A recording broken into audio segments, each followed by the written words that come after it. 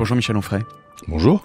Alors aujourd'hui, il y a un sujet qui n'est pas dans l'actualité à proprement parler, ou plutôt qu'il est tout le temps dans l'actualité, parce que vous voulez nous parler du pape François et du choix qu'il a fait, le pape François, de s'appeler François alors qu'il est un jésuite.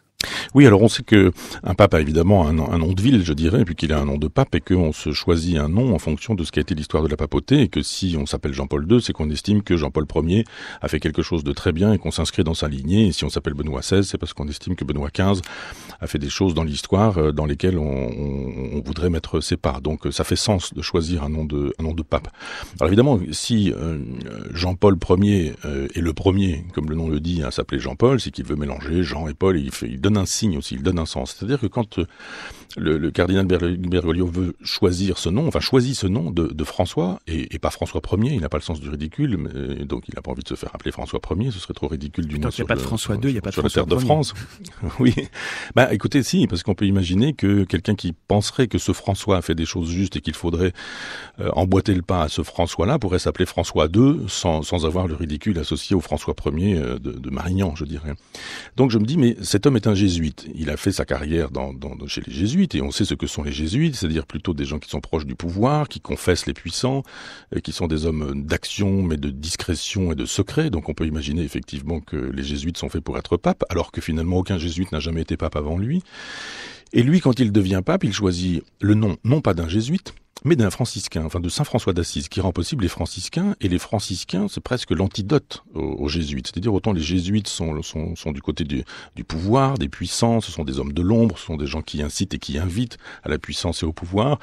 Autant François d'Assise, c'est l'homme qui parle aux oiseaux, c'est l'homme qui est capable de dompter un loup par ses paroles, c'est un homme de pauvreté, le frère des pauvres, c'est le pauvre absolu, c'est celui qui est dans la simplicité et dans les dénuements absolus. Et on se dit, mais pourquoi un jésuite choisit-il le nom d'un franciscain, alors qu'en fait, c'est absolument à l'opposé. Alors on pourrait être franchement cynique, et pour le coup, tellement jésuite, que de dire que peut-être c'est un clin d'œil à ceux qui connaissent l'histoire de la papauté ou l'histoire de la religion, en disant qu'il fait, pour le coup, référence à François Xavier, qui est le cofondateur des jésuites avec Ignace de Loyola, et que finalement, en laissant croire que c'est François d'Assise, ça pourrait l'être aussi, il peut faire un mixte, il reste jésuite. C'est-à-dire qu'en choisissant un nom franciscain, ce jésuite reste jésuite. Ce serait assez malin. Et il suffit de regarder ce qu'il fait.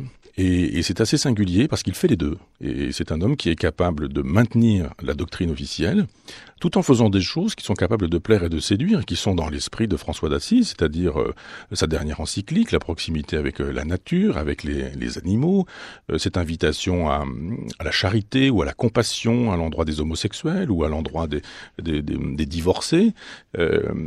C'est un pape qui montre des signes, c'est un peu ostentatoire, mais c'est ce pape qui se choisit une paire de lunettes dans un magasin de Rome et qui, comme par hasard, a une dizaine de télévisions autour de lui, est habillé en pape, etc. On se dit, on sent bien l'opération de communication. Alors c'est quelqu'un qui fait quelque chose que peut-être François d'Assise aurait fait, mais qui se fait filmer comme finalement les jésuites l'auraient fait faire également. Donc c'est un pape assez singulier. Mais alors pardonnez-moi Michel Onfray, mais alors je peux pas m'empêcher de vous poser la question, comment un laïc comme vous, pourquoi avez-vous choisi de nous parler du pape aujourd'hui? Quelle place vous lui donnez dans le monde finalement pour vouloir en parler dans cette chronique? D'abord parce que je pense que si on veut vraiment comprendre tout ce qui nous occupe ces temps-ci, c'est-à-dire les migrations, l'islam, Daesh, l'État islamique, etc., il faut penser globalement, et il faut penser le judéo-christianisme en face de l'islam. Nous sommes, hélas, c'est pas moi qui décide de ces choses-là, mais nous sommes dans une logique de croisade. Celle qui opposait les francs croisés aux musulmans au XIe siècle sont les mêmes que celles qui opposent Ben Laden et Bush. Il faut voir les textes de Ben Laden et les textes de Bush qui parlent clairement de croisade. Et on a vu comment Benoît XVI, le prédécesseur, avait fait référence à Manuel Paléologue, qui est un doctrinaire de l'Église, un penseur, même un philosophe, parce que Benoît XVI était un penseur et un philosophe lui aussi, et ça a heurté absolument la communauté internationale, parce qu'on a trouvé qu'il tenait des discours islamophobes. C'est un dialogue entre un croyant, un chrétien et un musulman, et Manuel Paléologue met en scène un chrétien qui nous dit que l'islam n'a jamais apporté que du pire et de la catastrophe. Et donc avec ce nouveau pape, on a une autre façon de concevoir le dialogue du judéo-christianisme à l'endroit de l'islam, et c'est ça qui est extrêmement intéressant. Il y a une espèce d'extrême prudence, et elle est jésuite, en même temps qu'une grande délicatesse, et elle est franciscaine. À suivre donc. Merci Michel Onfray.